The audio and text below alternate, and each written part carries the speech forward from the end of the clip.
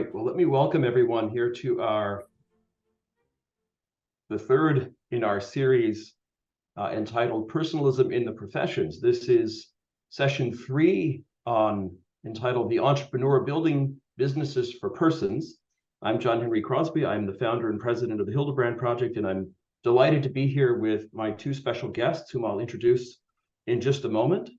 The inspiration for our series was to look at the ways in which personalism, Christian personalism in a very special way, is not only a compelling account of the human person, the dignity of the human person, but also a vision of the person that lends itself in a very special and unique way to being realized in the world. It can inform, it can inspire all sorts of different human endeavors. Our first sessions explored, for example, personalism in priestly ministry. We have a session coming up after this, our final session on personalism in healthcare and in medicine. In each instance, personalism and personalist ideals and ideas have a powerful orientation to realization in the real world. That's the first point. The second point is that we want in this series, in a way, to reverse engineer the expressions of personalism that we have in the writings of Dietrich von Hildebrand or of John Paul II. We have here as an accompanying text that you all were invited to read, paragraph 35 from John Paul II's encyclical Centesimus Annus. We want to look in this, we want to begin in a way, rather than beginning with the principled expression, we want to look at how personalist ideas and values can inform and inspire, for example, in today's session, an entrepreneur, a business owner, and in that sense, come to a deeper understanding of how personalism can be operative in the world. So I'd like to begin by introducing my two guests here. We have with us Myles Harrington, who is the president and co-founder of the Grant Street Group in Pittsburgh, Pennsylvania, a government technology company with 400 remote employees, I think 450 employees total, providing software as service to the state and county government. We'll hear more about this business that Myles has built in his remarks. Myles has his undergrad degree from Georgetown and his MBA from Carnegie Mellon, and before founding the Grant Street Group, worked as an investment banker on Wall Street. Dr. Andrew Abela is the founding dean of the Bush School of Business at Catholic University of America in Washington, D.C. He is a well-known writer for his work on Catholic social teaching, including a book that's come out, Andrew, I believe, in a couple of editions, The Catechism for Business, which is a question-answer format in which questions of Catholic social teaching are explored in a very concrete way in relationship to the questions that people might have. Andrew is also a professor of marketing at Catholic University. So I'm delighted to have the two of you with us. Myles, you'll be speaking first. Andrew will be offering some comments and response. For the purposes of our audience here, please be developing your questions. I invite you then to begin submitting them throughout our evening through the Q&A feature. Please avoid using the chat if possible. I'll be looking for your questions in the Q&A feature, and then we'll be exploring the questions that our audience presents to. I'll be presenting them then to Andrew and to Myles. Myles, you and I have known each other a long time, and it's great to have reconnected earlier this year, and this is what leads us to this event. And I'm always inspired to meet someone who, in their professional bio, says that the company that they founded and built is, among other things, inspired by personalism and Catholic social teaching. So it seemed too good of a chance to pass up to ask you to tell what I think is really quite a remarkable and important story. So let me turn it over to you for your story here and your remarks. Okay.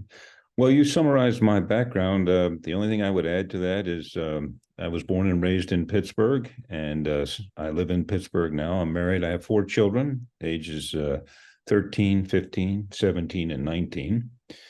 And after I moved back to Pittsburgh from Wall Street, I went to graduate school at Carnegie Mellon to get an MBA, and then I went to work for a couple of different regional investment banking firms doing public finance, basically municipal bond financing to build public works projects, that type of thing.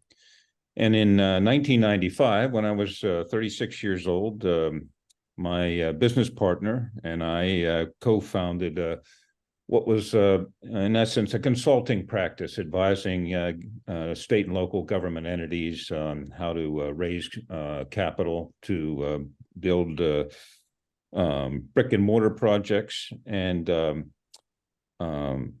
in 1997, we morphed from a consulting practice into an online auction house.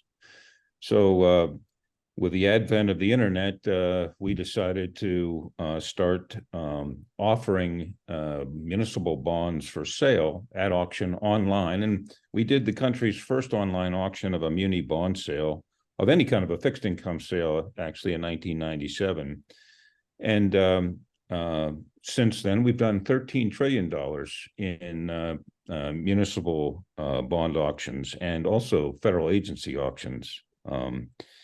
But then we morphed into an enterprise software vendor starting in 2006. And as John mentioned, we bill, collect, and distribute property taxes, fees, and fines using our software, which is offered to government entities as a service. And we do that principally in Florida and California.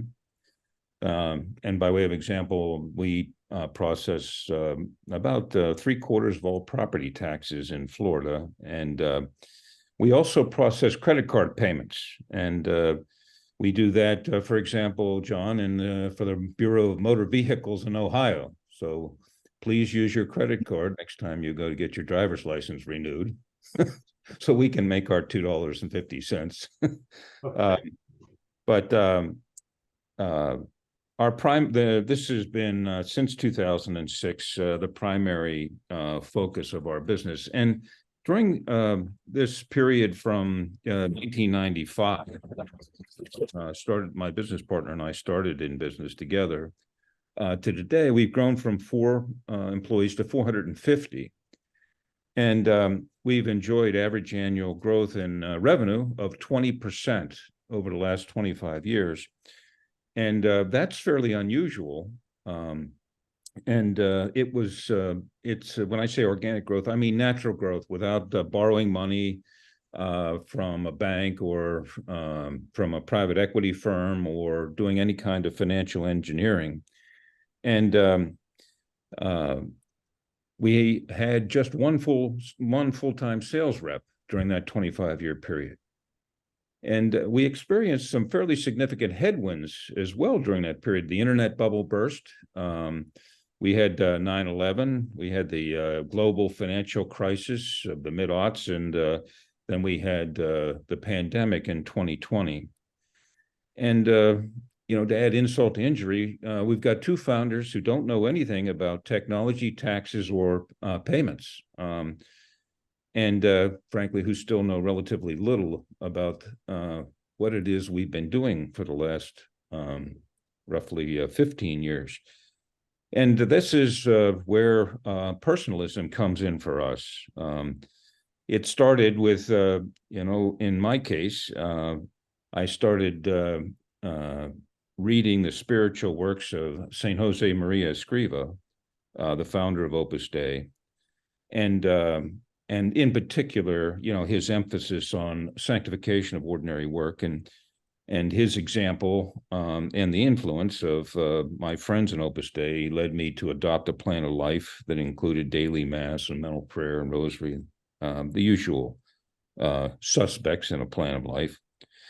And eventually, I was introduced to the encyclicals of John Paul II, Laborem Exercens, Populorum Progressio, and I'm not much of an intellectual, but I sort of latched on to what seemed to me a pretty straightforward notion, and that is we're made in God's image and likeness. Persons have immeasurable dignity, and that these principles should govern the employer-employee relationship. And it's very interesting, this all started right with Leo the 13th and, the captains of industry using and abusing their employees in heavy industry right in the late 19th century. But it seemed to me and to my business partners that a lot of the bad habits dating back to the late 19th century still persisted in the service industry, in the workplace, and in the 20th century. So we decided to start a business that ideally would operate in accordance with Catholic social teaching and with an overt policy, or if you will, I guess you could say an overt principle of personalism. We would talk about it, we'd explain it to the employees, and we would encourage them to practice personalism in practical ways, regardless of what their beliefs were or anything else. It just humanly speaking, personalism seemed to us as though it could be an inspiration for a company culture. And in fact, it has been for our company culture, and it's worked remarkably well. So how did we sort of implement, practically speaking, these principles? And first and foremost, we decided that we were going to put employees first. Now, that may not sound like a very novel idea, but, in business schools, perhaps not at the Bush School of Business, but at least when I was in business school, we were told the shareholders come first and the customers come second and the employees come third. And there was literally an express hierarchy that was promoted as the best way in which to run a business. And we decided we're going to flip that upside down, and we're going to put the employees first, and they're going to take good care of the customers, and that'll work out just fine for the shareholders. And in fact, it has. The employees have made it happen. And the other thing we decided to do was to focus on the employees' quality of life. That we wouldn't ask them for more than 40 hours a week, except in special cases. And we didn't assume that work was the most important thing in their lives, that maybe it's God, maybe it's family, maybe it's health, but work was, from our point of view, work was not more important than third or fourth in the hierarchy of a person's personal values. And we didn't think we should try to make it any higher than that. And I don't think we have. I think our employees would say today that we didn't do that. So when we hired, and this has been, I think, the secret of our success from a practical operational point of view, is that we hire for virtue. We look for, first and foremost, above all else in an interview, evidence of personal humility. And where do we get that idea? Well, we got that idea from St. Augustine, who said that, humility is the foundation of all the other virtues. Our people have taken that and synthesized it, because we are not only working for humble people, but obviously smart and hardworking people. And they use the expression humble, hungry, and smart, which is actually the name of a book by Patrick Lencioni called The Ideal Team Player. And he's right. And we had the good fortune to figure it out before we discovered him. The other thing that's interesting about humility is that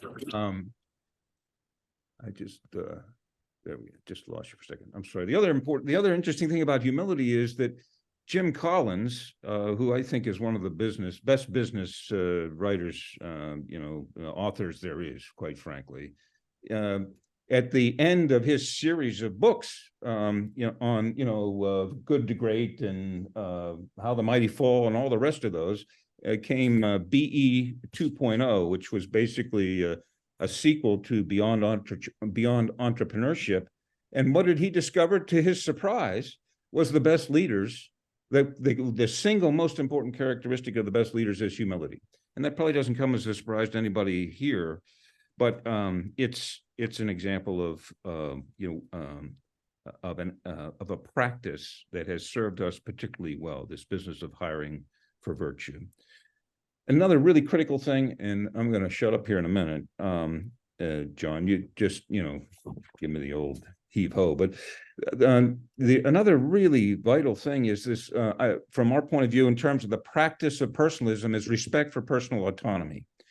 And, right, what does this image and likeness mean? Well, from what I understand, it means it's a reflection of our intellect and our free will. This business of being made in God's image and likeness. And okay, well, if it's image and free will, then respect people's intellect and their free will and give them as much autonomy as you possibly can to exercise their God-given talents in a way that, actualizes them, if you'll permit to use that term. You show people what the objective is and say, well, this is how, it's been done in the past. It's up to you to how you get there from here at this point, and, keep me posted on your progress. That's just an example of how I think you go respecting people's personal. Another way I practice Catholic social teaching is to share the wealth. So the employees get their compensation is first and foremost. It even comes before things like security, quite frankly. And it comes obviously before any kind of distributions to the shareholders. Another principle is radical transparency. We tell the employees everything, and it really builds trust. What we won't tell them is two things: how much money somebody else makes, although some state governments now want us to do that. And the other thing we won't tell them is why somebody left, whether it was voluntary or involuntary, because we think that's personal and it's none of their business. But otherwise, we'll tell them everything: financials, cash flow, cash balances, strategy, margins, you name it. I think a lot of companies think that benefits, is sort of it's the cornerstone, if you will, of companies' care and concern for their employees. I don't believe that's true. I think it is vitally important, but it's not the most important thing. I think some of the other things I mentioned, frankly, like this respect for their personal autonomy, respect for their quality of life, comes before benefits. But as it relates to benefits, in our case, we do an 80-20 split. We pay 80%, they pay 20%. We cover the whole family. And this, I think, is a reflection of personal. Now, I recognize a lot of businesses, like especially manufacturing businesses, probably can't get away with this, but technology businesses, by and large, I think can. Successful technology businesses can. And it makes a huge difference. It relieves a tremendous amount of pressure. And, it's amazing to me, how many employees do have issues, that like health crisis type issues in their families that they really come to appreciate the care and concern when, they don't have to pay a $500,000 medical bill. And finally, when it doesn't work out, right, that there's some companies that operate, I think Welsh is responsible for this madness, but this notion that, well, every year you cut 15% of your employees. What is that?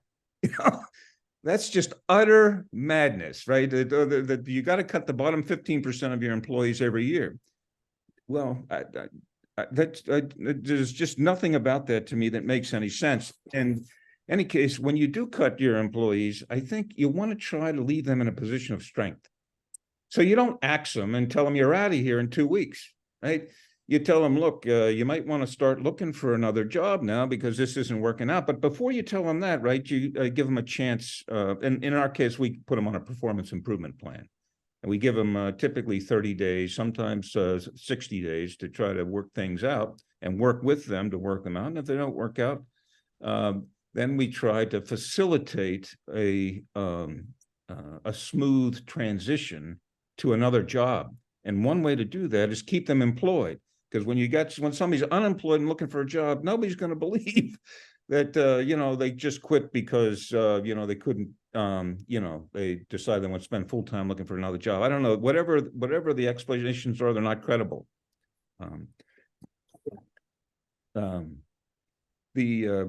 the big challenge now, I'm 64, my business partner is 62.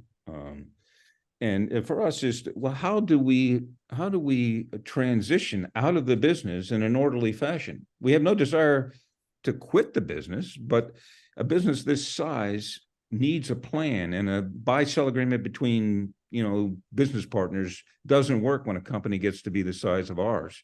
So, and we don't see in existence in our system, in our capitalist system, a clear mechanism to facilitate an orderly exit of two shareholders or any number of shareholders in a private business like ours.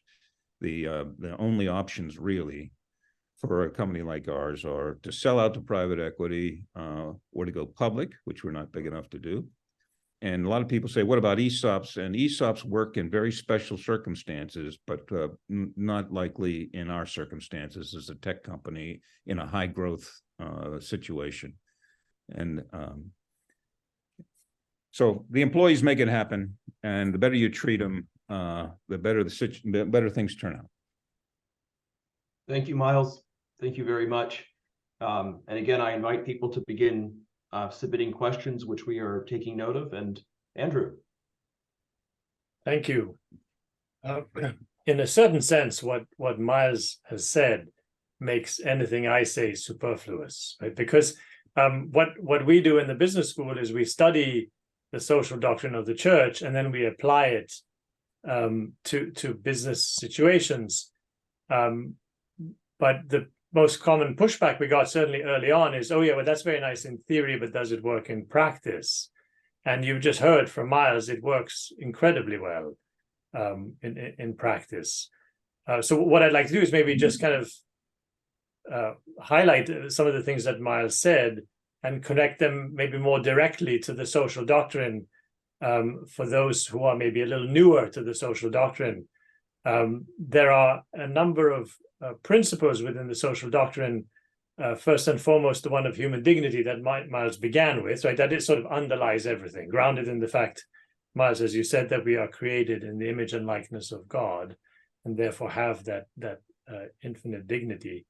And then from that flows the principle of solidarity, right? Which is that we ought to treat one another like brothers and sisters in Christ. And I think, Myles, you laid out your point about your first principle of putting employees first is a clear expression of solidarity, the concern for their quality of life, the contribution to their benefits, the limiting it to 40 hours a week of work, etc. I think is a great example or several examples of the principle of solidarity in action. The second is the principle of subsidiarity, and you guys address that with the respect for people's autonomy. So this is the Catholic principle that decisions ought to be made by those closest to the point of impact. It was originally articulated as a principle for a political principle for the way a country ought to be run, but I see no reason, and I've yet to see any reason why it doesn't also apply in business or in any organization, really. Some people think of subsidiarity, the principle of subsidiarity, more as a sort of an efficiency play, where you kind of decentralize because it's more efficient that way. But it is, first and foremost, a result of the respect for human dignity. That is more in accord with human dignity to be making decisions than just to be implementing other people's decisions. So that's the second one. And then the third is the kind of two principles that at first glance appear to be in conflict with each other. Those are the principles of private property and what is called the universal destination of goods. So the church has been a champion of private property since at least Thomas Aquinas in the 1200s, who laid out very clearly that life works better when we permit private property, that people take care of their things more, tend to be more satisfied with things when we have private property. But side by side with that, the church teaches the universal destination of goods, which means that God created the goods of the world for the benefit of everybody. And so at first glance, those two principles might seem like they're in conflict. Well, either we have private property or the goods are for everybody. But the way the church teaches you understand them together is that the universal destination is realized through private property. We know from various empirical examples kind of throughout history that when you have a free-for-all without private property, you get catastrophe, and typically starvation follows quickly because people aren't taking care of things. And so the idea is private property is what allows us to take care of things, but it's always in the service of the universal destination of goods. So Myles phrased it as sharing the wealth, right? So Myles is an entrepreneur, and he and his partner have been very successful. Their enterprise has generated a lot of wealth. They are realizing that universal destination of good by making sure that a lot of that wealth goes to the employees, right? They're not trying to pay the employees as little as possible to make them kind of for what they need to get the work done. They're trying to be just, and I think even a little generous in terms of how they share the wealth. So I think it was Pius XI who said there's basically two ways to exercise the universal destination of goods. One is through philanthropy, so the give generously of your own wealth. But the other, and I think in much larger in the normal course of things, is to invest your capital so that others may find work. So that's typically what an entrepreneur or investor is doing, is we put our money into the market so that we can build businesses with it so that people can find employment and get things done. So those are sort of the three, or the third one being kind of two principles in one: solidarity, subsidiarity, private property, and universal destination of goods, which I think underlie much of the social doctrine as applied to work and to business, and I think are realized to an excellent extent in Myles's company. So maybe I stop there, and then we can take the questions. Okay. Well, thank you very much, Andrew, for those observations. And I see some questions beginning to come in, and so I invite people to continue to submit those questions, either regarding what Myles has done in the concrete context of the company that he's founded, or more general questions about personalism and Catholic social teaching. So let me lead off with a couple of questions. Well, actually, before I begin to read from those that are coming in, because I see more and more are coming in, let me just ask the question that the three of us had discussed a couple of weeks ago, which is the respect in which the faith of the business owner plays a role and also does not play a role. There were interesting comments in both directions. So maybe Myles, you could comment a little bit about the fact. I mean, obviously you're a devout Catholic. You see yourself, especially in the language of Jose Maria Escrivá, the sanctification of ordinary life. There's a deep spiritual impulse. I know you've also emphasized the fact that there's a way in which personalism is also simply true to human nature. So perhaps if I can draw you out a little bit on the role of faith in the business owner, him or herself. You may have to remind me on that last point. You may have to lead me a little bit on what we discussed last time. But in our case, there's nothing that is overtly Catholic about the way in which we operate the business. However, we're often asked, especially during new employee orientations, after they've been there a couple of weeks, we have an orientation. People often ask, well, where did you guys get these ideas that this company is operating on? And that's the point at which we tell them very matter-of-factly where the credit goes. That it's this Catholic social teaching, and the notion that you are made in God's image and likeness, and you should be holding us to that standard. And if you see us operate according to a standard, a lesser standard, then bring it to our attention, because we don't want to operate according to a lesser standard. And then we emphasize that we don't know what anybody's religion is here. It's, unless they happen to volunteer that information, we don't know what it is. And frankly, it has nothing to do with the hiring decision. But, you might as well know where this all got started. But, the thing that's really inspiring is that I think that the majority of our employees are not even Christian. I think, I don't know, they're nuns or I don't know what they are, but I don't think they're Christians. They could be. But the fact is they picked it up and they developed it without Dan, my business partner, and I having to like point the way. They just, somehow or another, they absorbed it naturally and internalized it in a way that sometimes we're quite surprised at the initiatives that are taken without any involvement of the two of us that seem entirely consistent with personalism. And you know something, and when they see evidence of an action that is not personalism, boy, do they react. You know, there's no tolerance at all for self-promotion or for denigration or disrespect, or you just zero tolerance. And that's what I mean by I think they've internalized it. Yeah. It's great to see. It makes our job a lot easier. And in fact, we learn a few things too about how it can be practiced from people, you know, that just internalized it. Yeah. I find it interesting the fact that you've got a company of the size that you've got, but these things have been so deeply internalized, and it suggests that there's a strong company culture that you all have brought to the company at the outset and that has spread and been replicated. Talk to us a little bit about the role of culture in the Grant Street Group. Well, it's in the hands of the employees, and you know, and I don't know to what extent if you asked a dozen people, you know, describe the culture, I'm not exactly sure what they would say, but one thing I'm certain would be in every single one would be, I have great colleagues. I really like my colleagues, you know, and often, like even in the criticism that we get, you know, on social media, people who leave and are incentivized to say something about us after they leave by some of these websites.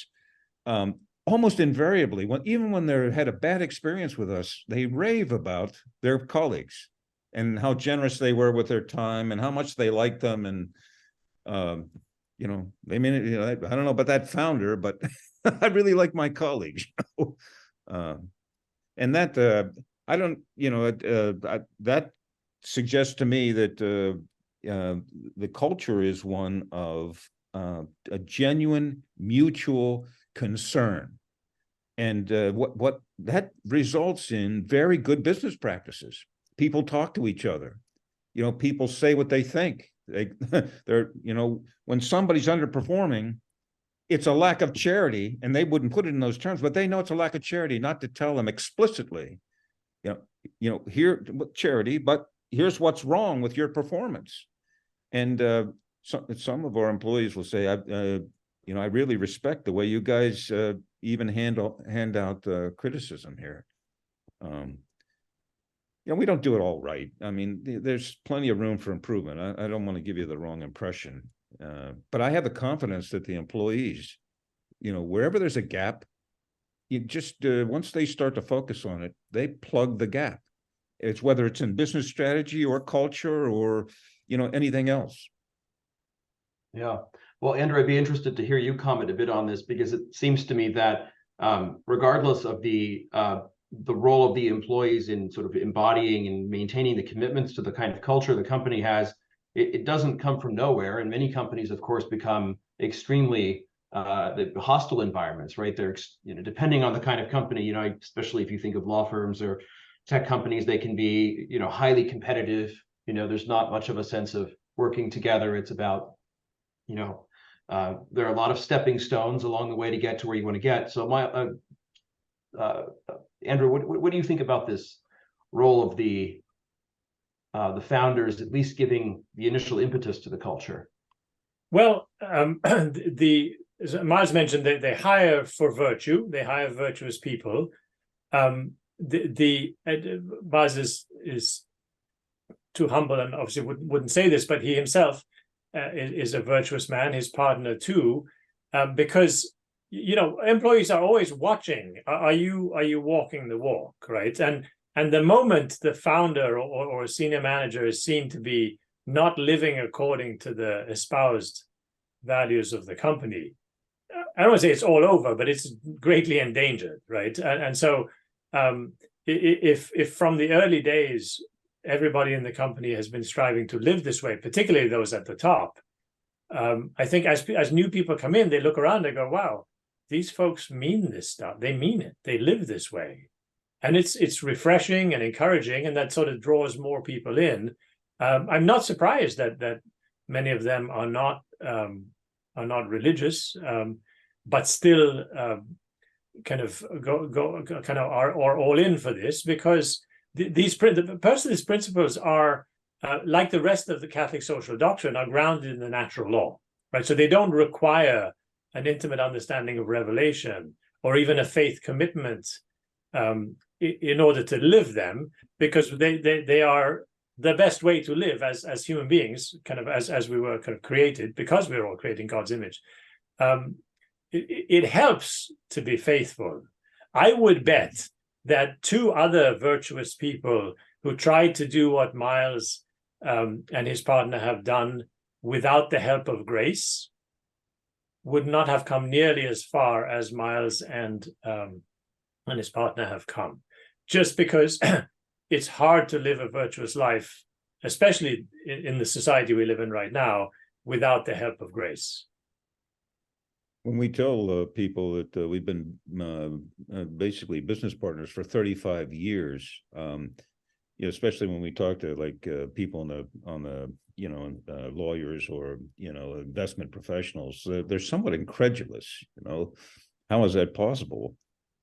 Well, it is largely possible because I think we both have a prayer life, and we're not afraid to tell each other what we need. And I'm quite certain that Grant Street would not have succeeded without my business partner, and I think he would say the same thing. If we hadn't been business partners, there wouldn't be a Grant Street as we know it today. That speaks to the role of friendship as well. And I think we're pretty good friends. Yeah. We pray together for the business. We do a little pilgrimage every week. Praying for the employees, especially the ones who are sick or have relatives, that are and have medical issues and that sort of thing. And frankly, I think we've been blessed. Maybe we'll crash and burn before it's all over, but so far our sense is we've really been blessed, and we're very grateful for that, quite frankly. Can I just highlight one thing, Myles? You just mentioned that. I don't want it to slip by without people noticing. Every week you and your partner do a pilgrimage, pray for the company, pray for the. This is not a once a year thing. This is every week. Is that right? Yeah. I think that's huge. I've never heard of that in any business leader anyway, Catholic or not, a weekly pilgrimage. I think that should be a best practice. Yes. Well, I'll tell Jim Collins you said so. well, that's an interesting way of leading into some of these questions here that have sort of similar, they're asking similar things. So let me just pose a couple of them here. So one is, why aren't all organizational leaders doing this? What are the practical challenges to operating with personalist principles that might make it hard to implement? And then a sort of related question here is, what adjustments could be made to the market economy to facilitate, incentivize the personalism that you employ? So I guess it's the question on the one hand, what are the obstacles and what are some of the incentives that might allow this to be adopted more widely? Andrew, you probably have a much broader perspective on this than I do. I imagine that it would be hard for manufacturing companies to operate according to some of these principles. I don't know about the margins in that business. So maybe the margins aren't there to do some of like the 80-20 benefit package, for example. Maybe that's not there. And maybe your employees can't have quite as much autonomy because there's a certain routine to what they have to do. I don't know. It does seem to me, though, that the employer would have a responsibility to try to figure out ways to take the monotony out of the work. And one way you do that, I would think, is rotate, or do cross-train and stuff like that, I would think. But you know something, I read about a business years ago, and I wish I could remember the acronym. It was something like JRW or something. It's out of the Midwest, and the principal bought the business out of bankruptcy or near bankruptcy from its owner, and then distributed stock to a whole lot of people and said, this business is about to crash and burn. And it's up to us to salvage it. And, everybody here is going to participate. And I just remember reading an article that, at one of their annual events, there were 400 millionaires in the room. And, that's a manufacturing business. So I don't know, it's a one-off, right? But at least it is, something happens when the employees really do have a meaningful stake. So we're not public, so we have to do it through what's called a phantom stock plan, which doesn't sound very good, but it works. As far as I'm concerned, it works, and I think the employees are going to find ultimately that it works pretty well for them too. But anyway, you give them a stake, and the magic happens, provided it's not just a question of giving them equity, though. I think it's got to be supplemented with some of these other principles. Why isn't everybody doing it? I don't think, this, when I told you that my business partner and I don't know anything about taxes, we don't know anything about technology, and we don't know anything about payments. I'm telling you the truth. We're investment bankers, we're pretty seriously handicapped, quite frankly, as investment bankers. But the fact is that I think the principles, basically we turned loose the people who work at Grant Street, and they've taken it from there. You sometimes, in one of our conversations, you spoke about how you want them to become subject matter experts and like consultants, not in the sense of not having the relationship or the third party aspect of the consultant, as much as I took it to mean that this is part of allowing them to really fulfill their talents and abilities, right? If you're a real expert at something, then you really know something, and you're in a position to contribute much more substantially than if you're sort of you're sort of only at arm's length, or you have a partial knowledge of what's going on. And that strikes me as a way in which you all have really sort of lived the personalist principle with respect to autonomy in your company. And they're passionate, by and large, about customer service. And they just they're up all night if they have a dissatisfied customer. They can't sleep. And I do think that's a carryover to some extent from the internal culture, kind of cascading out to some extent to the clients. And most of our clients would tell you that they've never had a better experience with a vendor, ever, a software vendor, than they've had with Grant Street. And it's not the software, it's the people that they're dealing with that just, give them, what some people in our office call the turn down service. Andrew, there are a couple of questions here. Maybe you can take a crack at them that sort of speak to the issue of personalism and Catholic social teaching. Essentially, what maybe the one question we could look at is, how in your mind do they differ? Are they essentially synonyms, or are they closely related but distinct concepts? Before we go to that, if you don't mind, please. Yeah. I would like to just add my 2 cents to the 2 previous questions about why is this so people do this, right? And then what could you do to incentivize more? On the first one, the way Myles lays it out in terms of his principles, it at certain level is very simple, right? Treat the employees best, treat them as kind of first, put them first. So it's one of those things like virtue itself, which is simple but not easy, at least in the beginning, because primarily I think in business, the temptation to greed, right? The temptation to want more for yourself and sooner. And so we cut corners. And so we're less likely to trust an employee because it feels riskier, and it might make me look bad if the employee falls flat on her face or his face, So the primary obstacle, I think, is sin. Just and the various temptations that just get in the way. And because of that, to the second question about can you incentivize this? There's a line in one of John Paul II's encyclicals where he says there are no just structures without people who want to be just. Right? There's a temptation to say, hey, if we could tweak the market economy in some way, suddenly things would be more virtuous. Where first comes the virtuous people, then comes the virtuous system. It's not the other way around. There's no system that's going to make people virtuous. The converse is not true.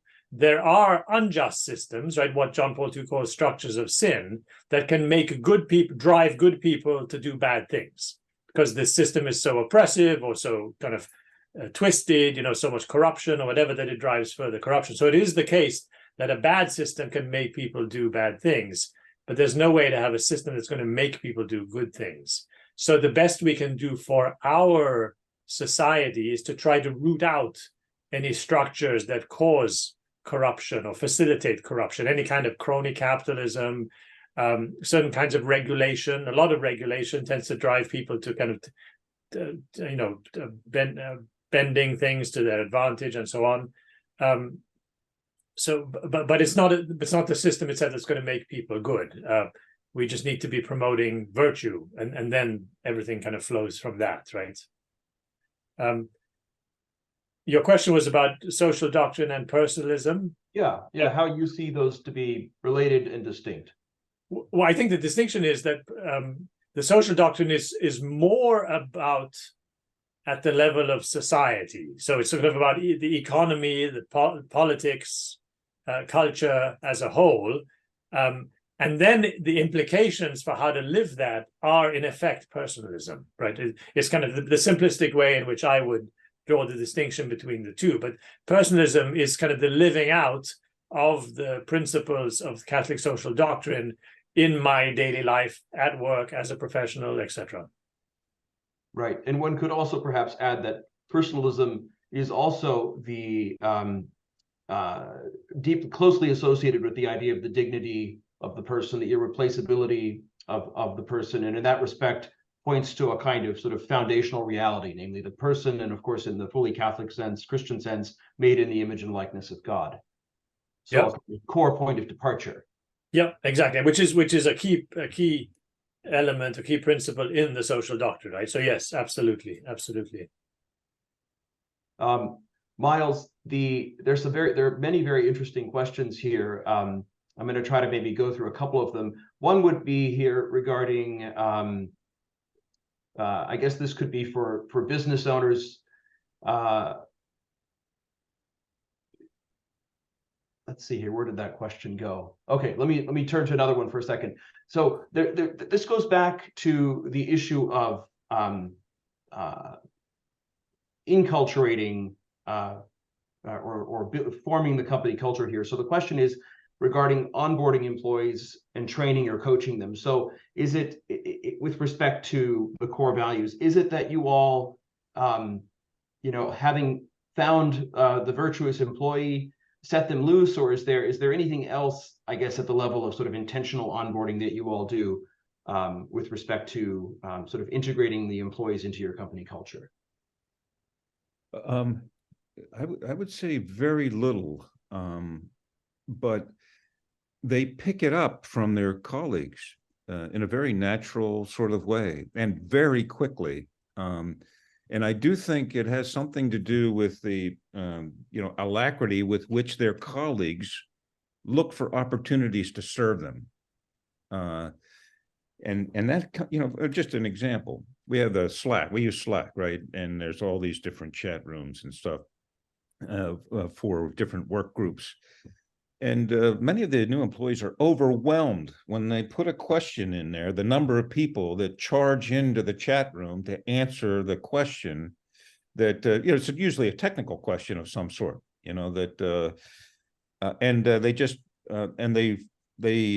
that's, I think, how they get it. At the very beginning, my business partner, articulates, sort of our 10 commandments, that include things like, give us good 40, tell us when you make a mistake, have fun, share your sense of humor. I mean, there's a little bit of an orientation in that sense, but it's not like, oh, well, we're all about personalism here in Catholic social teaching, and you should read Populorum Progressio or Laborem Exercens. We don't do that. I don't think we get a very warm reception to that whole approach. So it's being spread in the most natural of ways, much like Christianity spread, I guess. Yeah. So here's a question about the family and both parents working. So given the state of the economy, many families rely on both parents working. As Catholic business leaders, what are your thoughts about how Catholics should consider flexible working hours so both parents are able to be present and active in their children's lives? Well, I think the limit on work hours is one, and I think it's an interesting fact is that, from my point of view, the most productive employees we have are women with young children. I mean, it's amazing how efficient they are. So we give, I don't know, I think 16 weeks of maternity leave, and we'd give more if we could, but there's a limit, and we let them take it however they want. You want to take some of it earlier, or you want to work, half days for a little while. So that's one way in which we try to accommodate families. And the other ways is, the healthcare benefits, the vacation time. I mean, the benefits are really, they're not, maybe they're not as good as maybe Verizon or something, but they're pretty good for a company our size. And I think that's one way to do it.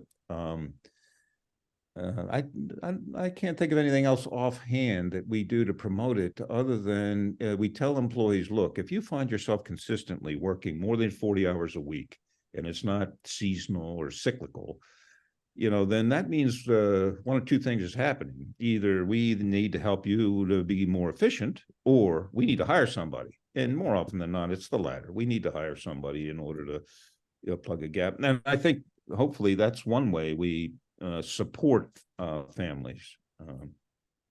So I'm going to try to give a certain, maybe a redirection to this question, because it doesn't, strictly speaking, apply obviously to the Grant Street Group. But the question is that many businesses offering abortion benefits is cheaper than offering maternity leave and benefits, especially when they're very generous, like you're doing. So the question is, can you all speak to how Catholic business leaders should enact moral leadership on pro-family policies by increasing maternity and benefits packages to serve families better? So again, I don't doubt that there's not even a temptation for you all to think in terms of abortion, but perhaps the larger question of how one might persuade business leaders who don't have the pro-life commitments you all have to think more openly about the sort of generous maternity and paternity leave policies that you all offer. Well, I would think, show them the economics. The economics, I think, are pretty compelling from our perspective. Maybe there are other entities that have experimented with the same thing that has worked for us. But I think case studies, might be one interesting way. Like Harvard style case studies on where somebody who's qualified does a deep dive and looks at the economics of spoiling the employees, and spoiling them in a little different way than I think customarily, they've been spoiled, like benefits. I think a lot of people would be surprised, and entrepreneurs, I think, would be encouraged to start businesses, even though they don't have the expertise that it takes. I do think being a subject matter expert is kind of an important foundation on which to start a business, to know something and know it really well.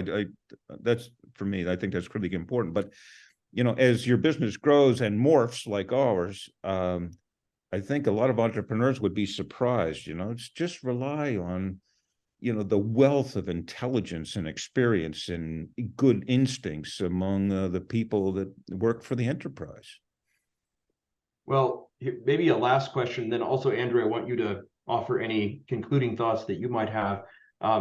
But this is, of course, on everyone's minds, and it raises questions about personalism, which is the role of artificial intelligence as it becomes more integrated into the workplace. I don't know whether, you in your particular arena, Myles, that's a particular threat, or if it's maybe more a threat in, work where there's been traditionally human labor, like in manufacturing. But nonetheless, what are your thoughts, as a personalist entrepreneur, on the impact of and the growing impact of artificial intelligence? Well, my short answer is I don't think it's a threat at all.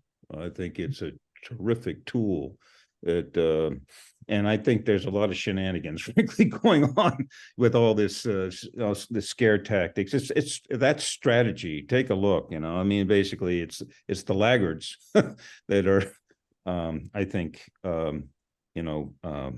very active in promoting regulation of it. Maybe, I'm just telling you from our, let me just limit what I say to what we're doing. It's a tremendous, useful tool that will benefit all of the employees, I think, personally, in some way. Andrew? Yeah. I couldn't agree more. I got nothing to add. Yes. You asked for a sum up. Can I pick off a couple of the other questions as well, John? Yes, please. There's just some really, really good questions here. There was one about DE&I.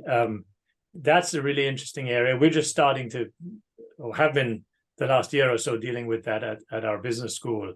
We're seeing some businesses start to focus more on human dignity than on diversity, equity, inclusion. It's much more real. That whole DEI thing is a minefield, and I think companies are starting to realize that. I particularly want to answer the question from this one young fellow who says, can you justify profit? Can you justify starting a small business when you have the alternative to work at nonprofits and serve the poor? It's a very real question for him or her, because they end by saying, I'm about to graduate from college. I don't see any moral difference between working for a not-for-profit or working in a business, if your intention is to serve, right? If you go into a not-for-profit, you serve your clients.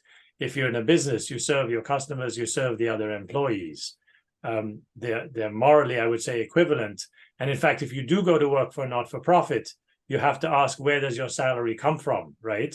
It comes from the donations of other people who made profits. Without somebody making profits somewhere, there are no government revenues and there are no donations to pay for the not-for-profits, right? So it cannot be morally superior to work for a not-for-profit, because you're parasitical then on the business, right? So anyway, so that's, I think, a really important thing, particularly for graduating students. It's partly why we started the Bush School of Business, to show that one can be a faithful Catholic without compromise. And I think Myles is a great example of that, right? And then the last thing I want to touch on is, has the church addressed the Marxian distinction between private and personal property? So private property being stuff you own for your own use, personal property, whereas private property being capital for investment. The church has not. I think at a certain point that becomes a false distinction, because all the things are convertible to cash, and you can have personal property. So as a hoe that I hoe my backyard with, is that personal, or is that, if I then start selling vegetables from my backyard, does it become, so it's, I think, an unnecessary distinction, and certainly doesn't invalidate the church's teaching about private property. Well, thank you for taking up those final questions, Andrew. That's very helpful. It does seem that the concern about the distinction between serving the church or working in a nonprofit and starting a business operates in that abstract sort of vacuum that you described, where the question, where do those resources come from that will support the church or the nonprofit, are not adequately addressed.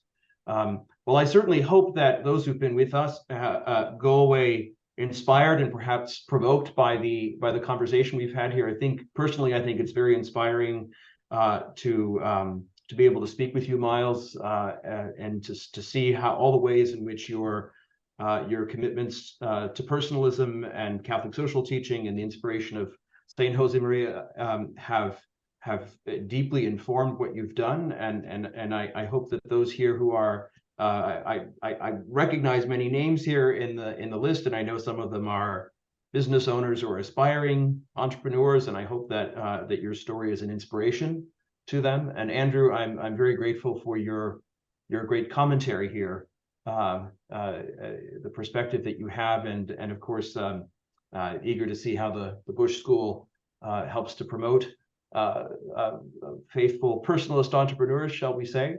So I thank both of you for being here with us. There's a question here, will there be a recording? We will eventually post the entire video to our various social media platforms, YouTube, in any case, our YouTube channel for the Hildebrand Project. And I also just want to call everyone's attention to the fourth and final session, at least for this year, in our Personalism in the Professions series.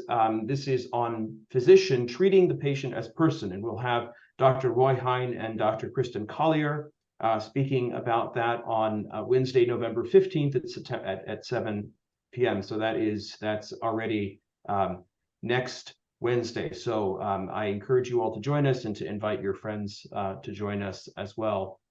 So anyways, on that note, I thank both of you very, very much. If anyone is here who is not already on the Hildebrand Project's email list or social media, we invite you all to do so you can remain informed of all of our events and activities and publications. So thank you very, very much, and good evening. Thank you.